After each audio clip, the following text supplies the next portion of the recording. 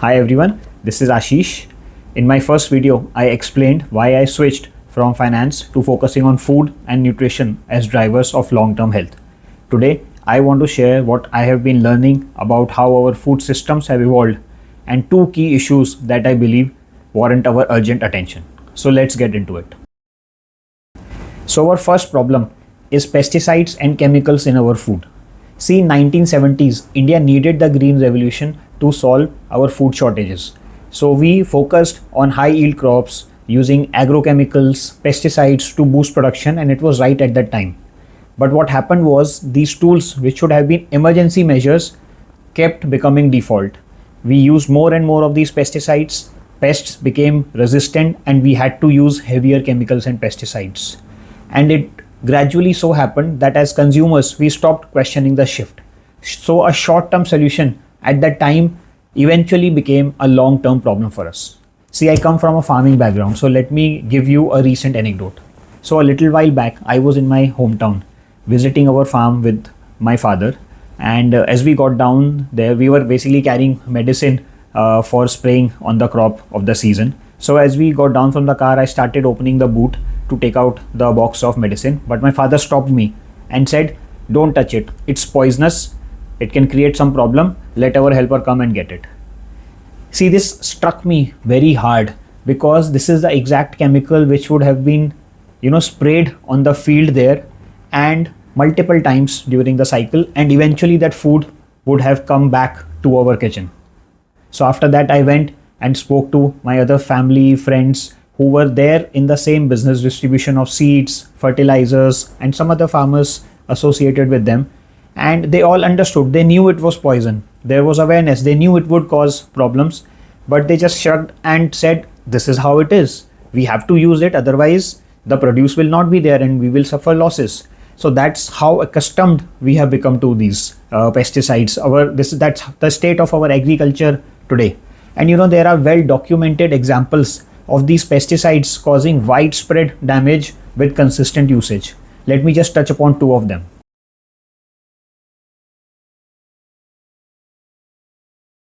First one, Malwa region in Punjab.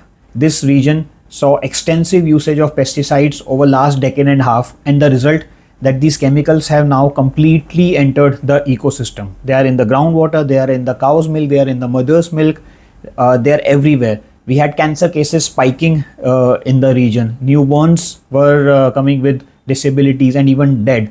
The ecosystem was completely destroyed. There is even a cancer train, a train informally known as cancer train, which runs from Bhatinda to Bikaner, where more than half of patients are actually cancer patients. You can Google it up. It's all over there, well documented.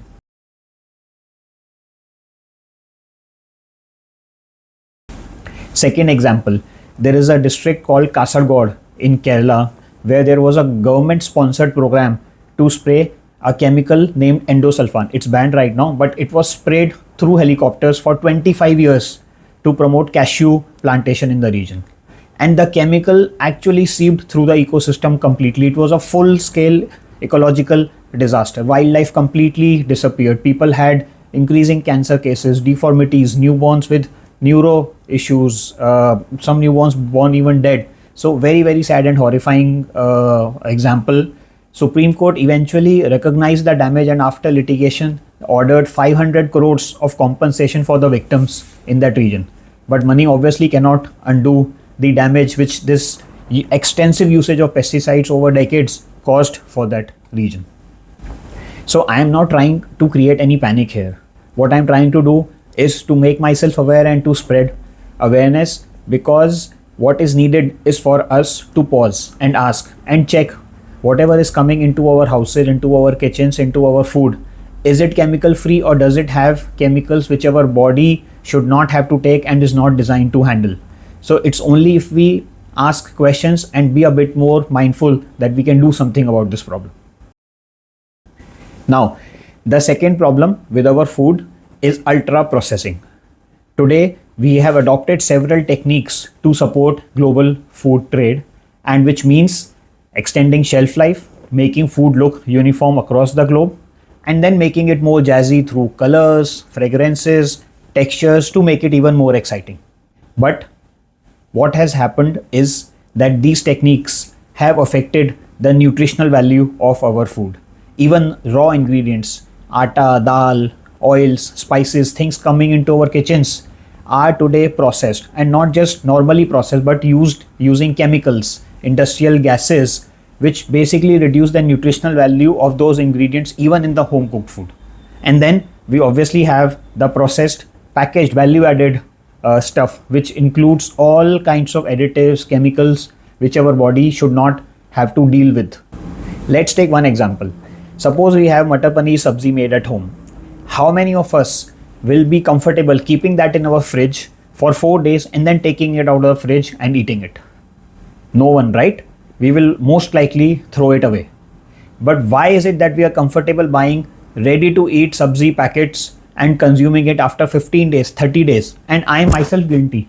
For my first internship outside, I carried 15-20 packets of variety of ready to eat vegetables to consume it there, only to realize later how naive I was. And my body would have been so much better served with just plain dal chawal cooked in a pressure cooker. And there's more. When I came to Bombay for my first job, I was in banking, long hours. So in order to save time, I used to take milk from the vending machine. I don't know if it was real milk or powder milk, but it was supposed to be milk. And I had a muesli box in my drawer, and I used to put it in that milk and had it for days, for months regularly.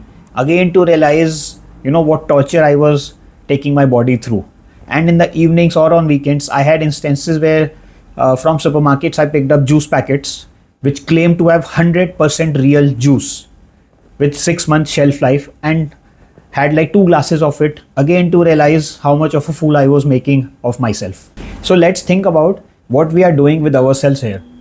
Nature designed food to break down in our bodies. What we are doing is adding chemicals to that food to stop it from breaking down, and then putting that mixture into our food. How does it make any sense? And there are now well documented case studies across reputed journals, British Medical Journal, Lancet, Harvard Medical. Everyone has published studies suggesting how harmful these ultra processed foods are when consumed in high quantities for our healths and for our kids. Recently the city of San Francisco filed a lawsuit against major FMCG companies, Pepsi, Coca-Cola, Heinz, Kraft, Nestle, alleging that they are producing and promoting ultra processed foods in a way that they are becoming addictive for the customers, and especially for kids. And in the lawsuit, they also refer to the tactics as being similar to what tobacco industry used to make their customers addictive to those products. So I know most of you will already know this, but why has this happened to us that we feel comfortable buying juices, milkshakes, biscuits from supermarkets where they are not rotting, when we are having a tough time keeping these things beyond a few days in our kitchens? These things are absolutely fine in the supermarket, and we are absolutely okay to consume it from there. Why is it happening? Because of easy availability, lot of marketing money going behind these things, promoting their usage, and the sensory overload in terms of color, fragrances, taste, which clouds our judgment. So what should we do? There's no need for panic or a drastic step. What we need is simple.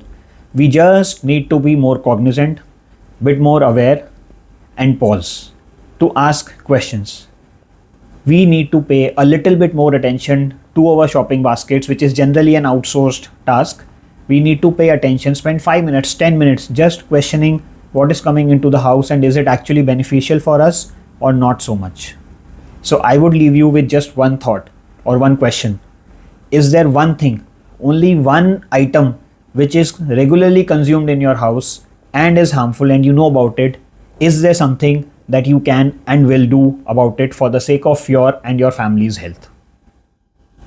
With that, I will see you in my next video. Till then, stay healthy and have a good time.